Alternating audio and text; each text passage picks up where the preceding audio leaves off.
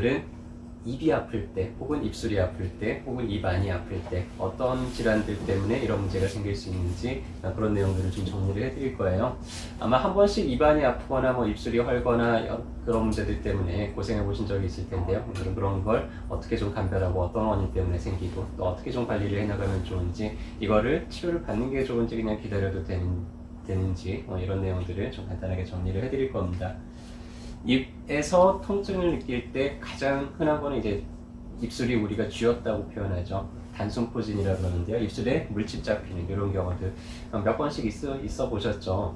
너무나 피곤할 때, 혹은 내가 뭐 잠을 잘 못 잤다든지 너무 이제 과로를 했다든지 이렇게 한 번씩 생길 수 있는데요. 이런 단순포진은 헤르페스 바이러스에 의해서 생깁니다. 헤르페스라는 게 여러분들 대상포진을 일으키는 바이러스도 똑같은 헤르페스 속에 속해요. 이 헤르페스 속에 속하는 바이러스들이 특징이 있는데요. 이게 한번 감염이 되면은 계속 있습니다. 이게 어디 숨어 있냐면요. 한번 걸리면 바이러스가 신경절에 가서 숨어 있어요. 그리고 활동을 안 하고 가만히 있습니다. 근데 내 몸의 면역력이 떨어지게 되면은 이것들이 또 다시 신경을 따라서 밖으로 나와요. 그래서 한 번 생긴 데가 또 생기고 또 생기고 또 생기고 계속 이렇게 반복이 됩니다. 그래서 그 해당 분절에 그 바이러스가 숨어 있는데, 한번 감염이 되면 전체 인구의 한 90% 정도가 감염이 돼 있다 그래요. 그러니까 뭐 어쩔 수 없죠. 그냥 같이 살아가야 되는 그런 바이러스에 속하고요. 그래서 이 바이러스가 좀 잘 억제되도록 그렇게 하는 게 좋은데, 일단은 단순포진은 처음 하루 이틀 사이에 내가 입술이 조금 간질간질하고 따끔따끔하고 이런 느낌이 생기면서 한 이틀 3일째에 이제 물집이 잡힙니다. 그러면서 한 4일에서 5일 정도 지나면은 이게 물집이 번지면서 상당히 이제 통증을 느끼게 되고, 5일에서 8일 사이에 이제 물집이 점점 말라가면서 딱지가 않고, 그러면서 보통 한 2주 사이에 자연적으로 낫는 이런 경과들이 이제 보이게 되죠. 근데 한번 이게 생기면은 어떻게 말하다가 또 터지고 하니까 좀 되게 곤란하잖아요. 한의원에 오시면은 장고라고 하는 처방, 연고 처방을 드리는데 그걸 바르면은 며칠 안에 좀 상당히 빨리 낫게 됩니다. 그거 외에도 입술이 갈라서 터지거나 혹은 입꼬리가 이렇게 갈라져서 터지는 경우들이 생기는데요. 구순염, 구강염 이렇게 표현을 하죠. 이거는 이제 바이러스 속이 아니라 세균에 의해서 감염이 되는 경우들입니다. 그래서 보통은 이제 진균 종류에 의해서 감염이 되고요. 뭐 포도상구균이라든지 연쇄상구균이라든지, 포도상구균을 보면 정말 포도송이처럼 생겼죠.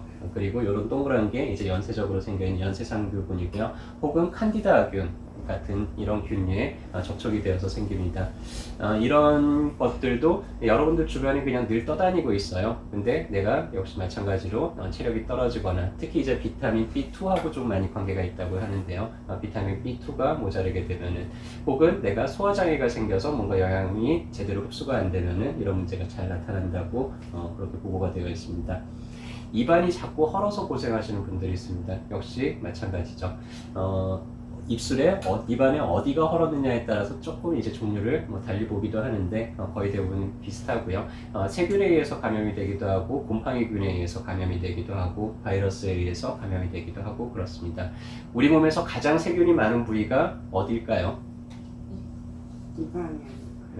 발바닥 뭐 이렇게 생각하시는 분들인데 발바닥은 오히려 깨끗해요. 입 안에 가장 많은 세균들이 살고 있습니다.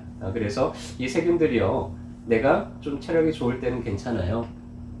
일단은 한 가지 좀 짚고 넘어가야 될 거 있는데 그거 설명하기 전에, 일단은 입안이 자꾸 허는 분들 대부분 그냥 한번 헐었다가 한 보름 정도면은 아물어요. 근데 어떤 분들은 한 군데 또 아물만 하면 또 새로운 데 헐고, 또 이게 아물만 하면 또 새로운 데 헐고 해가지고 늘상이죠, 헐어있는 그런 분들도 있고요. 또 하나, 한 번 헌자리가 보통 2주 안에는 아물어야 됩니다. 근데 이게 한 달 이상 계속 오래 갈 때는, 그러면 이건 구내염이 아니라 좀 다른 문제일 수도 있습니다. 이제 베체트병이라고 하는 자가면역 질환이 있는데요. 이 경우는 입 안만 허는 게 아니라 이렇게 성기 주변이라든지 항문 주변도 좀 헌다든지, 아니면 관절을 좀 짚어서 관절염이 같이 생긴다든지, 눈이 빨갛게 충혈이 된다든지, 이런 증상들이 같이 동반을 하게 될 때는 그때는 한번 혈액 검사를 받아볼 필요가 있습니다. 일단은 면역이라고 하는데요. 역자라는 거는 예전에 이제 역병이라고 그러죠. 전염병. 그래서 전염병이 도는데 어떤 사람은 걸리고 어떤 사람은 안 걸리고, 넘어가는데 이 한의학에서는요 주변에 있는 이런 세균들을 처리하는 것도 중요하지만은 이 세균들을 이겨낼 수 있는 내 어떤 그런 면역력을 기르는 것도 상당히 중요하게 생각을 합니다.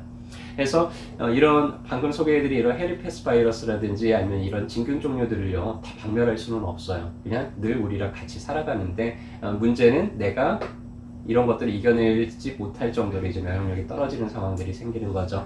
그래서 이런 질환들은요, 방금 소개해드린 이런 분해염이라든지 단순 포진이라든지 이런 거는 여러분들의 건강에 지금 적신호가 켜졌다. 하나의 신호등처럼 생각을 하시는 게 좋아요. 그래서 이런 문제가 생겼다 그러면은 잠깐 내가 요새 너무 과로했구나 해서 좀 좋은 음식도 잘 드시고 그리고 잠도 좀 충분히 주무시면서 그렇게 내가 체력을 다시 회복하는 데 집중을 해주셨으면 좋겠고요.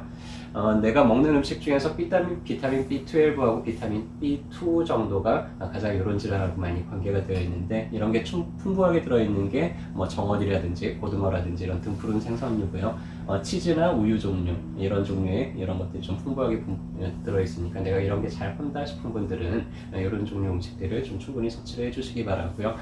내가 이런 게 너무 오래 간다 하는 분들은 한약 치료를 한 두세 달 정도 꾸준하게 하시면은 그런 부분들 막 늘상 헐어서 있는 분들도 약을 꾸준하게 쓰면은 회복이 될 수가 있습니다.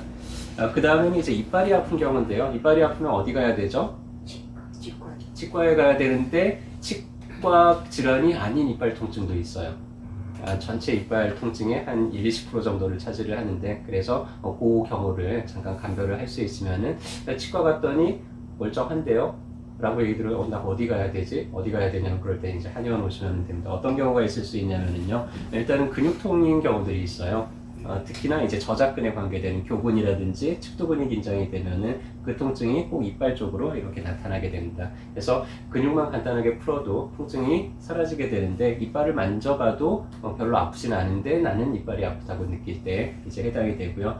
입을 좀 벌리거나 뭘 씹을 때, 고를 때만 조금 뻐근하게 통증이 느껴지는 게 이제 특징입니다. 3차 신경통이 그 중에서도 이제 중간 분지인 상하 분지가 요 이빨 쪽의 감각들을 지배를 해요. 그래서 이빨을 닦거나 음식을 씹을 때 찌릿찌릿하는 통증이 이빨에서 느껴진다. 그럴 때는 3차 신경통일 수 있습니다. 일단은 주된 감별적은 이빨이 썩었을 때는 밤에도 못 잘 정도로 아파요. 근데 3차 신경통은 밤에 자다가 깨는 경우는 없습니다. 그래서 그런 걸로 이제 감별을 할 수가 있고요. 편두통이 이빨로 통증이 나타나는 경우들도 있습니다. 해서 욱신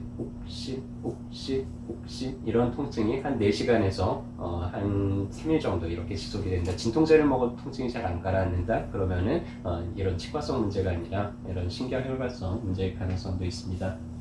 협심증이 이 이빨 쪽으로 통증이 나타나는 경우들도 있기 때문에 구별을 해야 되는데요. 협심증의 통증은 한 5분 정도 지속이 돼요.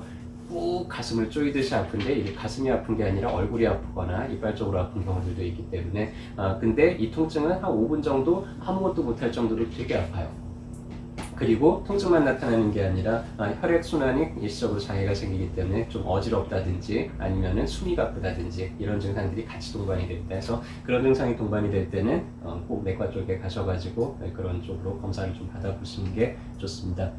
축농증이 있을 때 특히 이제 상악동에 염증이 생겼을 때 윗이빨로 통증이 나타나는데 이때는 내가 쿵쿵 뛰거나 그러면은 이빨이 욱신 하는 그런 식으로 이제 통증이 나타나고 그러면서 만약에 내가 콧물이 노란색으로 나온다 그러면은 치과적인 질환이 아니라 이비인후과적인 질환일 수 있어요. 한의원에서도 축농증 같은 경우는 상당히 잘 낫게 됩니다.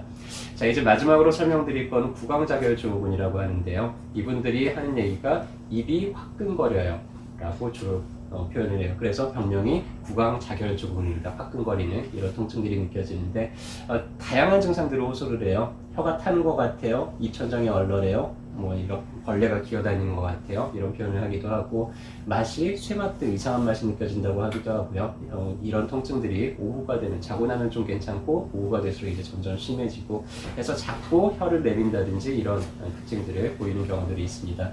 아마 여러분 주변에도 조금 나이 드신 분들 중에서 또 여성분들 중에서 좀 이런 경우들이 많은데 자꾸 혀를 날름날름 하는 이런 분들을 보신다 그러면은 아마 이런 문제를 앓고 있는 분들이 있을 겁니다. 근데 검사를 해봐도 뚜렷한 문제가 나타나지 않아요. 우리 몸에서 감각신경의 분포가 상당히 다른데요. 이 그림을 보면은 그 감각신경이 어디에 풍부하게 분포가 되어 있는지 이해를 하실 수 있을 거예요. 손 밑에 딱 크죠?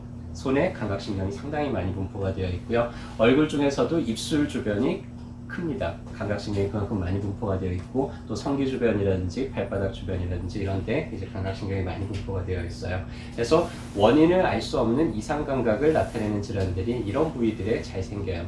나는 검사를 받아봐도 아무 문제가 없는데 손이 계속 저린다든지 발바닥이 너무 아프다든지 아니면은 입이 타는 것 같다든지 이런 감각들을 느끼게 되는데요. 그래서 병원에서는 이런 원인을 알 수 없는 통증들에 신경 차단제들을 줘요. 우리가 항불안제나 이런 거에 속하는 항우울제에 속하는 그런 약들을 주는데 이 약들은요 치료 원리가 감각 자체를 무디게 만드는 거예요. 그러니까 이게 불편한 느낌들을 좀 내가 덜 인식을 하겠죠. 근데 이것만 덜 인식이 되는 게 아니라 전체적인 감각이 좀 무뎌집니다. 그래서 재밌는 걸 봐도 재밌는 걸 잘 모르겠고 그냥 하루 종일 약간 멍한 것 같고 뭔가 이렇게 집중이 잘 안 되고 이런 현상들이 나타나고 약물들 자체가 치매를 좀 많이 유발을 하기 때문에 그냥 장기간 쓰는 거는 바람직하지가 않죠. 한의학에는 기체라는 아주 독특한 개념이 있어요. 우리가 울체가 되었다는 표현을 하죠. 그래서 기가 잘 순환이 돼야 되는데 순환되지 않고 막혀있는 그런 것들을 치료하는 노하우들이 있는데 이런 원인을 알 수 없는 질환들이 거의 대부분 한의학적으로는 기체나 이런 울체증에 해당되는 경우들이 많기 때문에 그런 걸 해소를 해주면은 의외로 치료 결과가 좀 좋은 경우들도 많기 때문에요. 이런 중추신경 억제제 계통을 쓰기보다는 한방 치료를 좀 받아보시기를 더 적극적으로 권유를 해드립니다. 그래서 오늘은 입 안에서 통증을 느끼거나 불편감을 느낄 때에 대해서 정리를 해봤고요. 여기까지 들어보니까 이제 내가 입이 불편해, 입술이 불편해, 어디 가서 치료받으면 될까요?